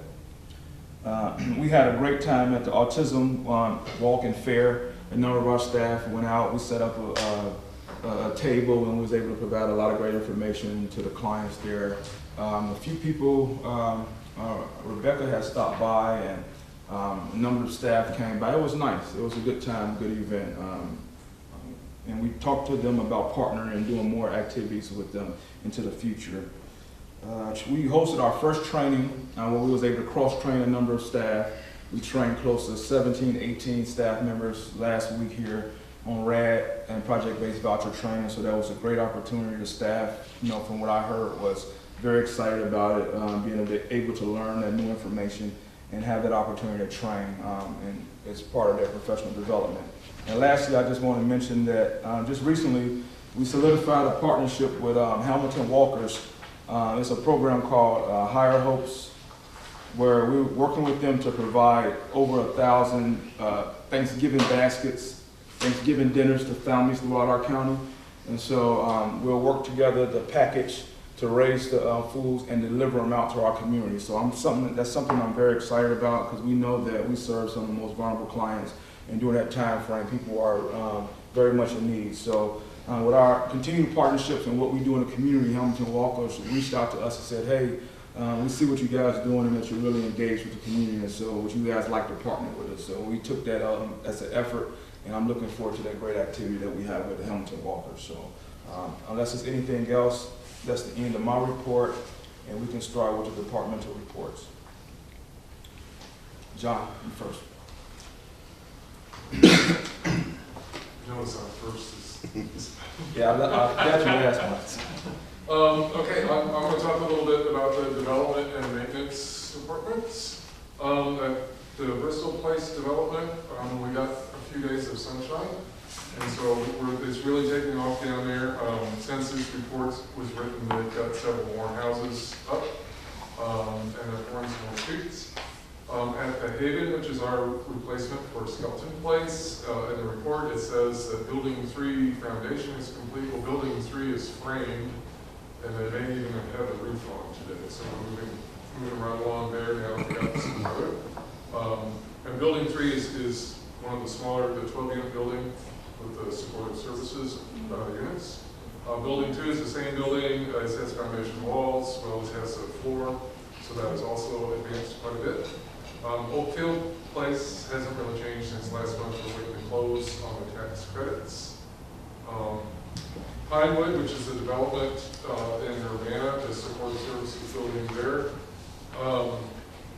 We do have, I have the spec book and the MEP and architectural drawings, and I've been reviewing those, and I asked Robin to help, because apparently I don't know anything about linen closets. So, I got in trouble with that. So anyways, we're right there. I need the side drawings, and we'll be ready to put that out for bid. The other developments in land and Robinson, no real changes there. We did go annually. There's a maintenance and management workshop. It used to be in Spring Decatur for years, and maybe some of you have gone over there.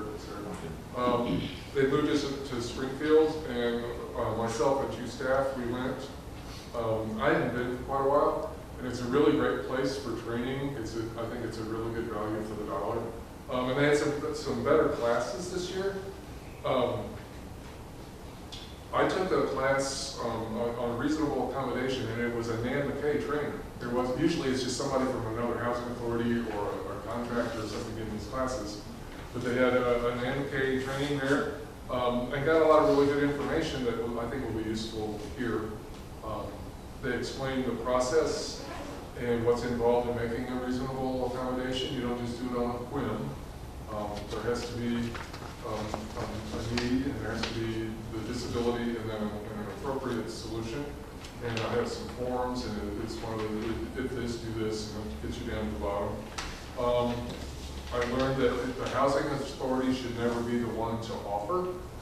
And Eric can maybe help with this, because if you offer someone an accommodation, that's a discriminatory act.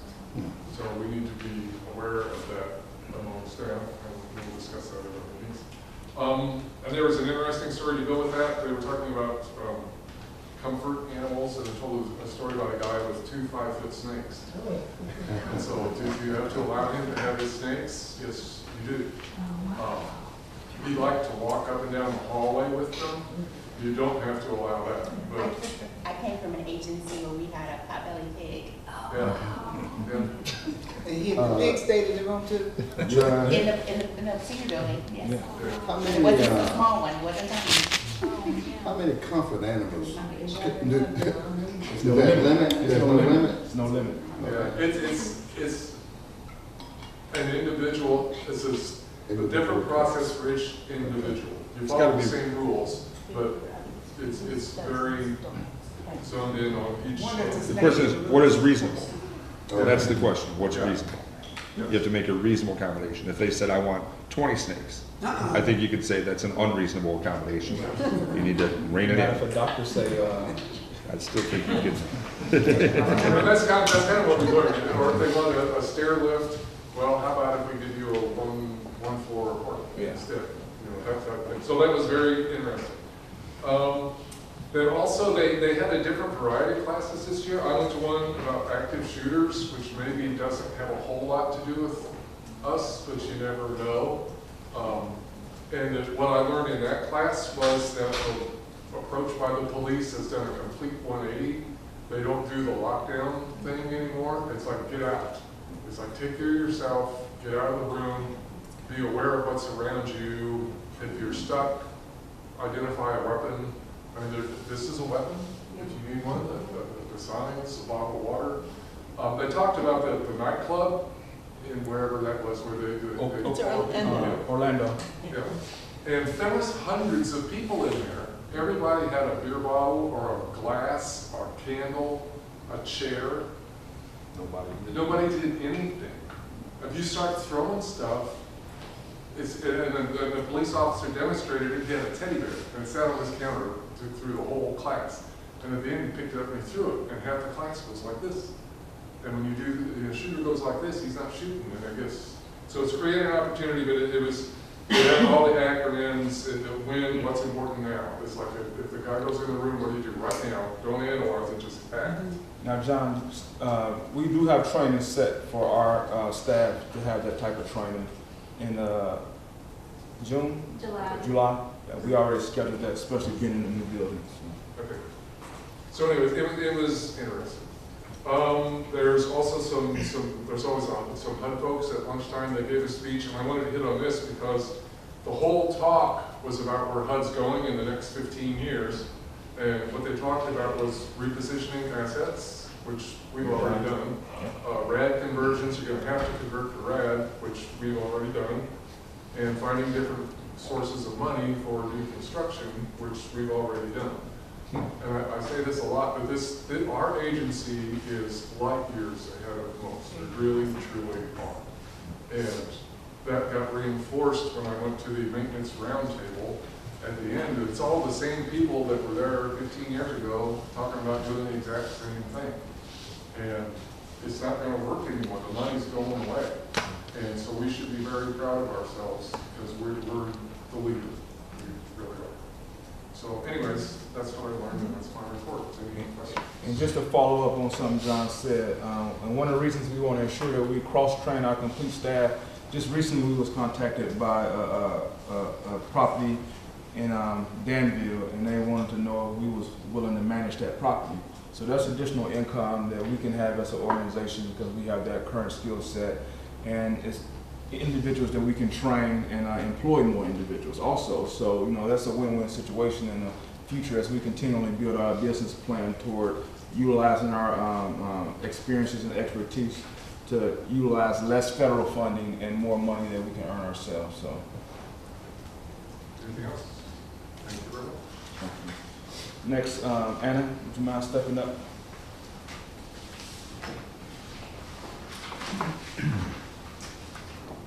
Okay, so I'm doing a report on the local self-sufficiency department. This month, I reported on our numbers from last month on how much our numbers have increased for referring out to community partners. We've always referred out to community partners, but the tracking is what was lacking in the beginning. So we started doing more of that, starting, as you can see, I put two different pie charts there, one from the second pie chart is from mid-October to mid-November, and I'd already reported that on a prior report.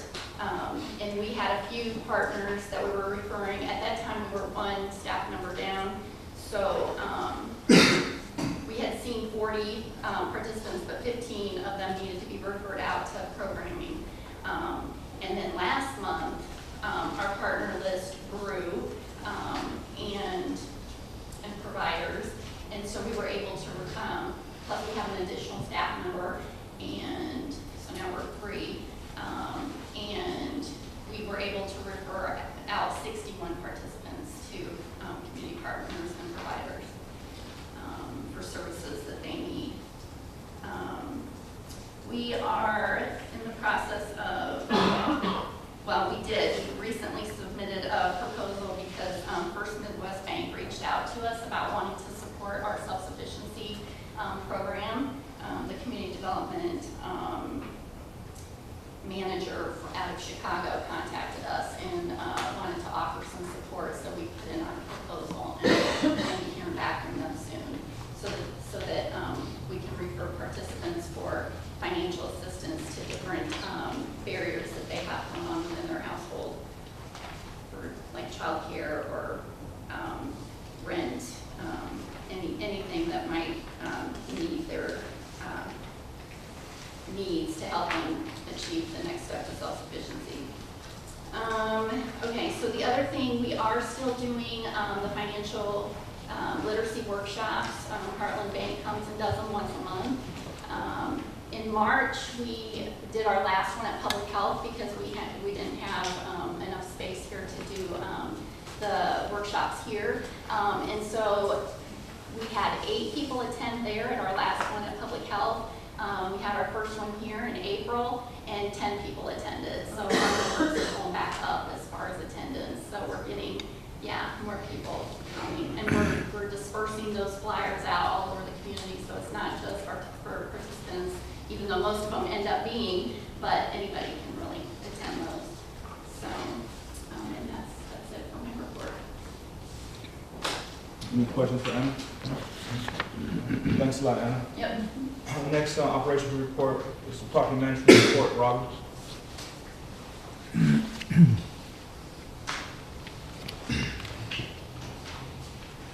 So from when when these reports were submitted, we do have another, so currently the occupancy rate at Washington Square is 9%.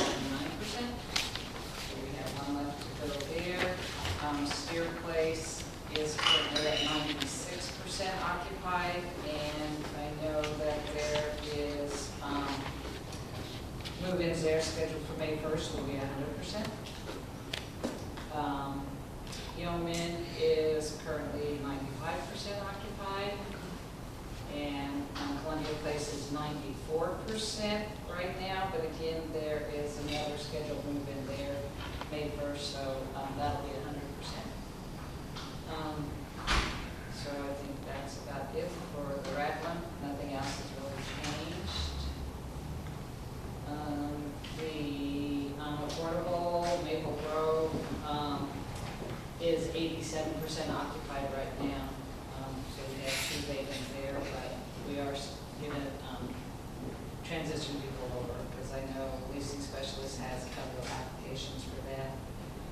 Scattered sites, I currently have everything is moved out except for 2 properties. One is scheduled to move out May 1st. The other one, she had a house, but the landlord she was going to lease the house from underneath of her, so now she had to start all over.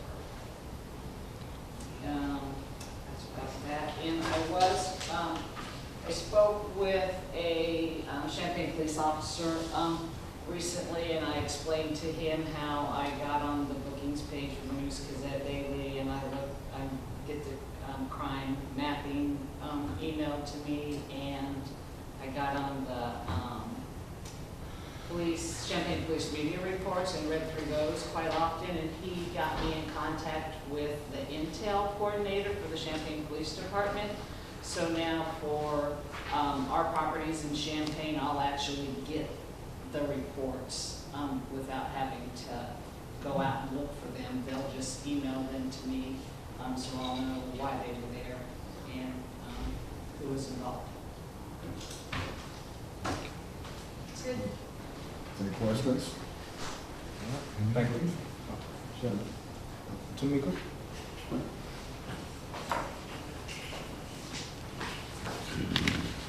Good afternoon. First, just want to say with our department, we have our housing risk voucher specialist who started on Monday. She was sitting in the back, she had to leave. Her name is Jennifer. She was a clerk. She started off as a clerk about a year and a half ago, and so we just promoted her to the housing risk voucher specialist. And so also, the department did attend the maintenance and management clinic as well in Springfield for half a day on that Friday for the fair housing workshop, as well as the Section 8 roundtable. So we did do that, which is good because April is Fair Housing Month, and so to get the specialists, which are pretty much, they're brand new into the arena, knowledgeable, that's very good for our department. Also, we now have 344 on our MTW wait list, and so we are still just trying to clean that up. And that's from 2016, so we will be opening up the wait list shortly. And then also our MTW tenant-based vouchers for the units occupied. It did go up in the month of March, and so I'm excited about that. We did go up to 986. The previous month we were at 975 units occupied, and so we did see an increase in spite of some of the EOPs and things like that. And so also for the mainstream vouchers, I made sure to include that on the report. For March, 2 leased up, and so far 8 more have leased up. Some of them have lease updates for May 1st, and so you won't see that on your next board report, but so far 8 more have, we know will lease up. And then 17 more have been approved, and so we are only one short of issuing a voucher for that mainstream voucher, so we can't have all of that taken care of. That is it. Tamika, you mentioned acronym, I'm sorry. In the participation. Oh, that was the EOP for the EOP. participation. So that means in the participation. Yes, That's and what- so then like for our department, we also kind of give a breakdown, and it's just a short one for us for the reasons. We just do the voluntary self-sufficiency and then terminated for cause just for this. And so for this past month, we did have 8. And so right now for year to date, we have 25. Good question. So first off, it's great to see the Main Street vouchers, and I know that that's disabled residents in the community, so it's really exciting that we have those new vouchers. Homestead has been, I ask this on a regular basis, and I keep hearing that they're rehabbing, but it's now been like 8 months of their rehabbing, so what's up with your Homestead? Homestead is very difficult for us to really to get in contact with. The property manager, he just states that it's still in rehab. So at this point, I'm not sure when the rehab is expected to be over. I know he also has some that is in legal as well. So I don't know if that's preventing some of the rehab as well. Some illegal in terms of eviction? Okay. Yeah, I mean, it's a broken relationship and we should fix it, and I know a lot of the Homestead board members, and I'd really like us to take some action on that because we have these are like, central downtown locations, and I believe, they're just sitting there vacant and people could be living in those spaces. I agree. And, that's also the case with the Providence, the Thornberry, Sycamore, where we regularly have vacancies. But each one is a different situation, and I feel like they have a board of directors, and it's time for us to have a serious conversation with their board. I agree. Yeah, I mean, with the Homestead, we've done a lot as far as outreach for them, as far as trying to communicate and things like that. It has proven very difficult. Over time, at least we are getting a response now, as well as we're getting recertifications completed on time, which was not happening back in 2017 and before. So things have improved, but we do have a great way to go as well. Mr. Northern, could you elaborate on that briefly? On This, homestead, yeah, in terms of, bridging the gap or getting involved? oh yeah, I mean, well, one thing with Thornberry and Sycamore, those properties, we've been at the table constantly. Tamika can only. Yeah. We've been at the table. There is a one. So we've been at the table constantly working with them in order to improve their efforts. And so Homestead is who we have up next that we want to sit down and start working and seeing how what we can do as an organization to help them be more successful. Okay. Because you're right, it's disappointing when we have units sitting there vacant. Okay. And it's not a good thing, but the one good thing about the whole situation is that that's why we're trying to continually build and grow our organization, because if individuals unable to manage their properties, Okay. then we can manage and ensure those properties to get leased up. And so even with Providence and Sycamore, the Benoit Group, that's the developer, and then the property management company, I can't think of the name, Dorchester. You know, one of our things, if you continually have vacancies and you can't follow the rules, then we'll manage it ourselves. So, and that's the approach that we have to take Okay. with those properties. Thanks. Thanks.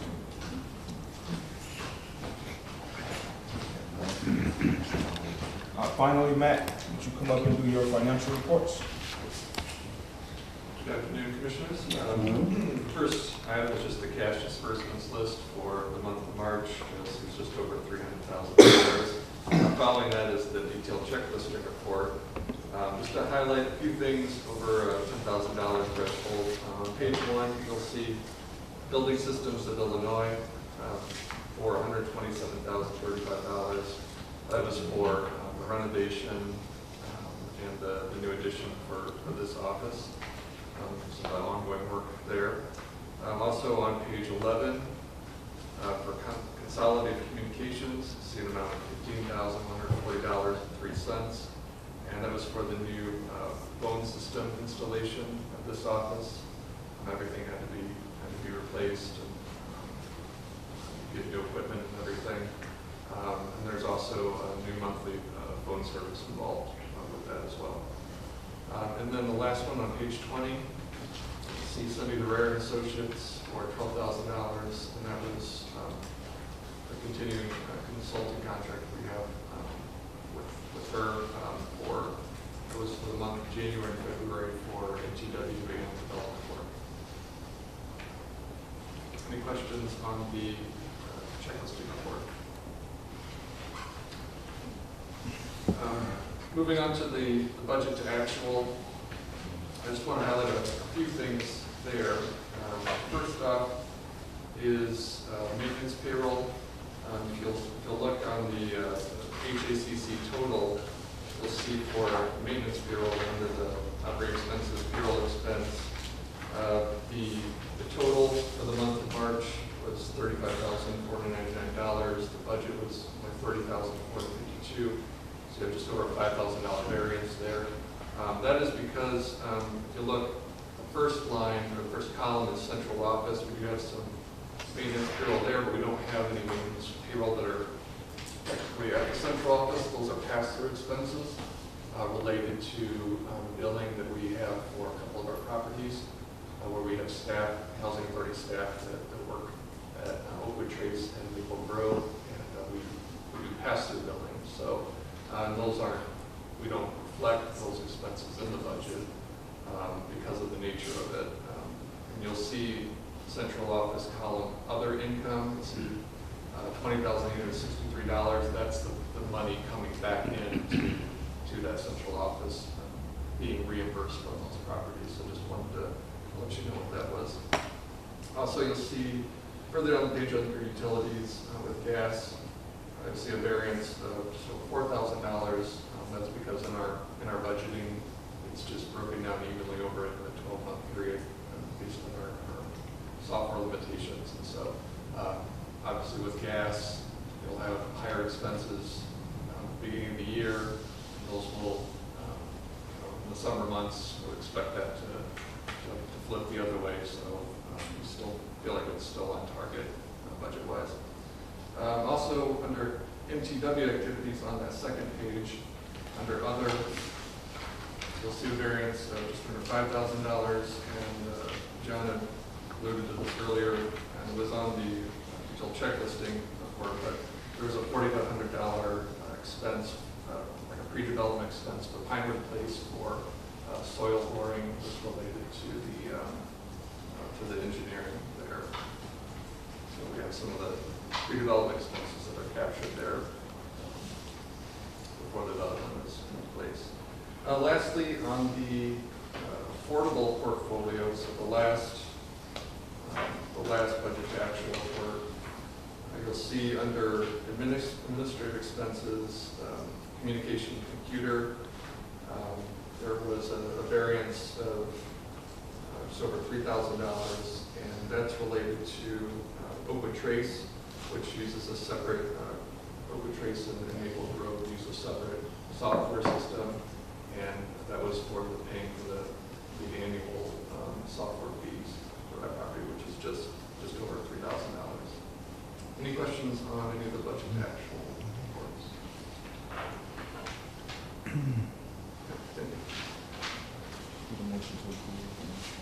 Need a motion to approve the financial report? Make a motion that we approve the financial report, A and B, March 2019 cash disbursements and detailed check listing, and also March 2019 budget to actual. Need a second? Second. Roll call? Chairman Lewis, Yes. Vice Chair Bowers, Yes.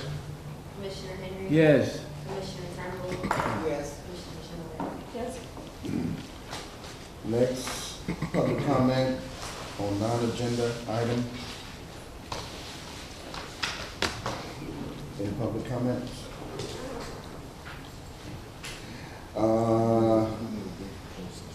We need a closed session. Litigation.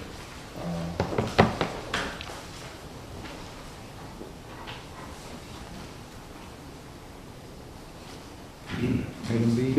And A. A and B. Need a motion? Go ahead. I make a motion that we go into closed session. There's no items, Pardon me? there's no action to be taken. And there's no action to be taken after the closed session. To adjourn. And that's for related to personnel and for pending litigation. Just for the record. Need the second. Second it. Roll call. Chairman Lewis. Yes. Vice Chair Wells. Yes. Commissioner Henry. Yes. Commissioner Turnbull. Yes. Commissioner Chenoweth. Yes.